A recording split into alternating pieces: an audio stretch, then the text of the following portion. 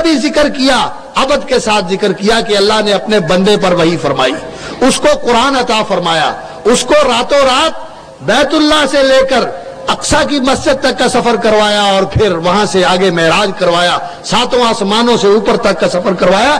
ہر جگہ پر اللہ رب العزت نے اپنے پیارے پیغمبر محمد الرسول اللہ صلی اللہ علیہ وسلم کا ذکر عبد کے ساتھ کیا۔ یہ بندگی سب سے اونچا مقام ہے۔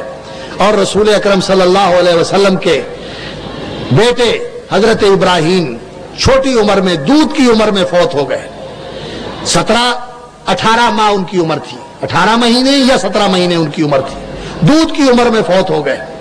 رسول اکرم صلی اللہ علیہ وسلم کو بہت دکھ ہوا ان کے فوت ہونے کا، اور آپ صلی اللہ علیہ وسلم نے ان کی میت کو ہاتھ پہ رکھا ہوا ہے، آنکھوں سے آنسو بہ رہے ہیں، اور رسول اکرم صلی اللہ علیہ وسلم فرماتے ہیں کہ ابراہیم بیٹے تیری جدائی کا غم ہے، لیکن منہ سے ہم کوئی کلمہ نہیں ایسا کہتے جو اللہ کو ناراض کرنے والا ہو، لا نقول الا ما یرضی ربنا۔ اور اللہ کا کرنا کہ جس دن ابراہیم بیٹے کی وفات ہوئی اسی دن سورج کو گرہن لگ گیا، سورج کو گرہن لگ گیا، مدینے کے اندر سورج کو گرہن لگ گیا۔ رسول اکرم صلی اللہ علیہ وسلم نے گرہن کی نماز پڑھی اور خطبہ دیا، اور لوگوں نے باتیں کی، کیا کہنے لگے کہ جی آج پیغمبر کے گھر میں افسوس تھا، سوگ تھا، دکھ تھا، اس سوگ اور افسوس اور دکھ کا اظہار آسمانوں پر بھی کیا گیا، آج سورج گہنا گیا ہے۔ لوگوں نے یہ باتیں کی، اور نبی صلی اللہ علیہ وسلم کے علم میں یہ بات آئی، آپ تک یہ بات پہنچی، تو رسول اکرم صلی اللہ علیہ وسلم نے لوگوں کو اکٹھا کیا تھا، خطبے میں یہ ارشاد فرمایا، لوگوں ان الشمس والقمر آیتان من آیات اللہ، سورج اور چاند یہ اللہ کی نشانیاں ہیں، اس کی قدرت کی، اس کی حکمت کی، اس کی ربوبیت کی، اس کی عظمت کی نشانیاں ہیں۔ یہ کسی کے مرنے اور کسی کے جینے پر نہ یہ گہناتے ہیں اور نہ ان کی روشنی ماند ہوتی ہے، یہ اللہ کا نظام ہے، جب چاہے گہنا دے، جب چاہے ان کی روشنی کو پورا کر دے، اس میں کسی کے مرنے جینے کا کوئی دخل نہیں ہے۔ اللہ کے بندے لوگوں کو اللہ کا راستہ بتاتے ہیں۔ ایک آدمی آیا، آ کے کہنے لگا، اللہ کے رسول ماشاء اللہ وشیتا، کام تو وہ ہوگا جو آپ چاہیں اور اللہ چاہے۔ نبی صلی اللہ علیہ وسلم کا سر جھک گیا، سبحان اللہ سبحان اللہ سبحان اللہ کہتے ہوئے رسول اکرم صلی اللہ علیہ وسلم کا سر جھک گیا، اور آپ نے فرمایا، اجعلتنی للہ ندا، اور تو نے مجھے خدا کا شریک بنا دیا، جو یہ کہا کہ کام وہ ہوگا جو اللہ چاہے اور آپ چاہیں۔ قل ما شاء اللہ وحدہ، یہ کہے کہ کام وہی ہوگا جو اکیلا اللہ چاہتا ہے، جو اکیلا اللہ چاہتا ہے۔ یہ ہے اللہ کے بندوں کا راستہ، اللہ کے کامل بندے، اللہ کے محبوب بندے، اور سارے بندوں کے سردار بندے۔ حضرت محمد الرسول اللہ صلی اللہ علیہ وسلم نے اللہ کی بندگی کا راستہ دکھایا ہے، اور میرے بھائیوں یہی صراط مستقیم ہے۔ آپ نماز میں دعا کرتے ہیں نا، اہدنا الصراط المستقیم، اے اللہ ہمیں صراط مستقیم دکھا دے، تو صراط مستقیم کیا ہے؟ وَأَنِ اعْبُدُونِي هَذَا صِرَاطٌ مستقیم، اللہ فرماتے ہیں میری بندگی کرو، یہ ہے صراط مستقیم۔ ان اللہ ربی وربکم فاعبدوہ ھذا صراط مستقیم۔ حضرت عیسیٰ علیہ الصلوۃ والسلام نے کہا تھا، ان اللہ ربی وربکم، اللہ میرا اور تمہارا رب ہے، فاعبدوہ، اسی کی بندگی کرو، ھذا صراط مستقیم، یہ ہے صراط مستقیم۔ صراط مستقیم کیا ہے؟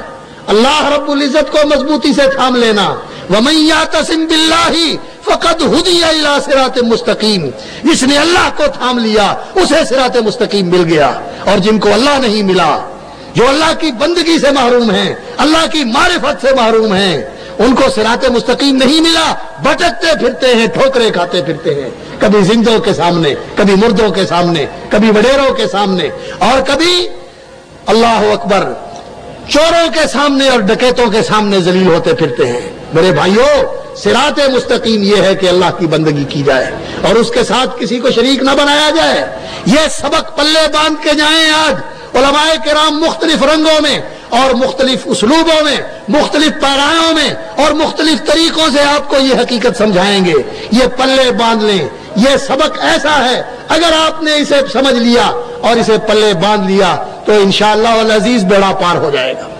اللہ رب العزت کا اعلان یہ ہے کہ میرے بندے تو گناہ جتنے تو چاہے کر کے آ جا، یہ زمین و آسمان کی فضا تیرے گناہوں سے بھری ہوئی ہو، اتنے گناہوں کے انبار لے کے آ جا، لیکن شرط یہ ہے کہ تو نے میری بندگی کی ہو اور میرے ساتھ کسی کو شریک نہ بنایا ہو، تو میں تیرے گناہوں کو بخشنے کے لیے اتنی رحمت، اتنی مغفرت، اتنی بخشش لے کے آ جاؤں گا، میں تیرے سارے گناہ بخش دوں گا، مجھے کوئی پرواہ نہیں، لیکن شرط یہ ہے کہ تو نے میرے ساتھ شرک نہ کیا ہو، میری بندگی کی ہو، میری توحید کو مانا ہو، صراط مستقیم کے اوپر چلا ہو، شرط یہ ہے۔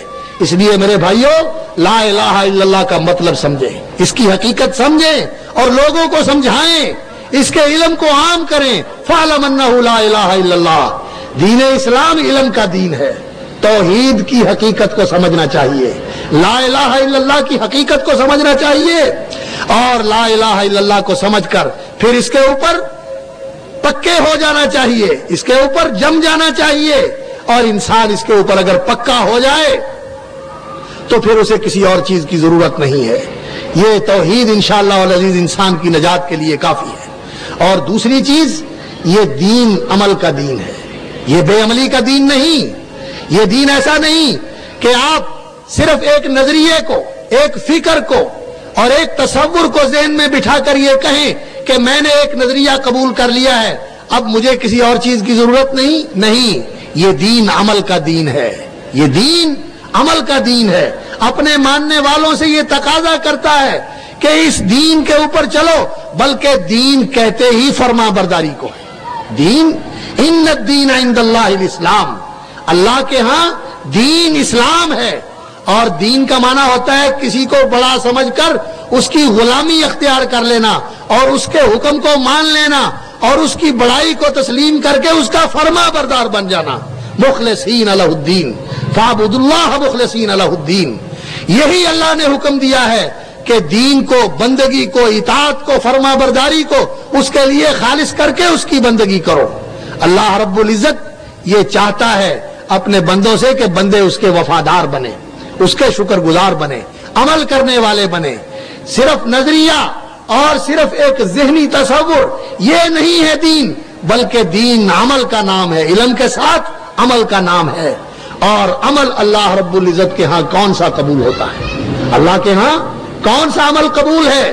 کوئی آدمی یہ کہے کہ میں ڈھیر سارا عمل کر لوں اللہ رب العزت کی رضا کے لیے، اس کی خوشنودی کے لیے، اللہ رب العزت کو راضی کرنے کے لیے میں ڈھیر سارا عمل کر لوں، اپنی مرضی کا عمل کرے، لوگوں کے رواج کے مطابق عمل کرے، جیسے کوئی کرتا ہے، کسی علاقے کا رواج ہے، کسی جگہ کی رسم ہے یا کسی برادری کا طریقہ ہے، اس کے مطابق عمل کر لے اور کہے کہ اللہ خوش ہو جائے گا، عمل کرنے سے اللہ راضی ہوتا ہے؟ نہیں۔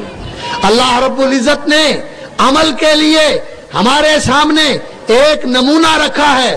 حضرت محمد الرسول اللہ صلی اللہ علیہ وسلم کو ہادی بنا کر، انہیں مرشد بنا کر، انہیں اسوہ اور رہنما بنا کر اللہ رب العزت نے بھیجا ہے کہ بندگی کا عمل تم نے کس طرح کرنا ہے، جیسے میرا عبد کامل محمد الرسول اللہ صلی اللہ علیہ وسلم کرتے ہیں، جیسے محمد الرسول اللہ صلی اللہ علیہ وسلم عمل کرتے ہیں، اس طرح تم نے عمل کرنا ہے۔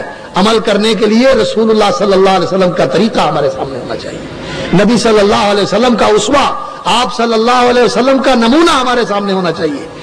اور کوئی آدمی نبی صلی اللہ علیہ وسلم کے نمونے کو چھوڑ کر، آپ صلی اللہ علیہ وسلم کے اسوے سے ہٹ کر کوئی عمل کرتا ہے، لوگوں نے نمازیں بنائی ہوئی ہیں، کوئی نماز معکوس بنائی ہوئی ہے، اور کوئی 1000 رکعت کی نماز بنائی ہوئی ہے، اور کوئی 100 رکعت کی نماز بنائی ہوئی ہے، اور کوئی ذکر بنائے ہوئے ہیں دم کشی کے لیے، کہتے ہیں یہ اس کے ساتھ قلب جاری کرتے ہیں، اور اس کے ساتھ انسان کے قلب کو ایسی روشنی ملتی ہے کہ اسے غیبی چیزیں نظر آنے لگ جاتی ہیں۔ میرے بھائیوں، یہ لوگوں نے بنائی ہوئی چیزیں ہیں، یہ محمد الرسول اللہ صلی اللہ علیہ وسلم نے نہ بتائی ہیں نہ انہوں نے کی ہیں۔ اس لیے اللہ رب العزت کو یہ عمل نہیں چاہیے۔ یہ قلب جاری کرنے والے، یہ قلب روشن کرنے والے، یہ انکشاف کرنے والے، مکاشفے کے لیے، کشف کے لیے اور الہام کے لیے اور فلاں کے لیے اور فلاں کے لیے، ان چیزوں کی کوئی حقیقت نہیں۔ بندگی اس طرح کریں جس طرح محمد الرسول اللہ صلی اللہ علیہ وسلم نے کی ہے.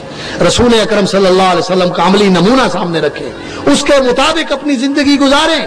یہ دین اسلام علم کا دین ہے اور عمل کا دین ہے.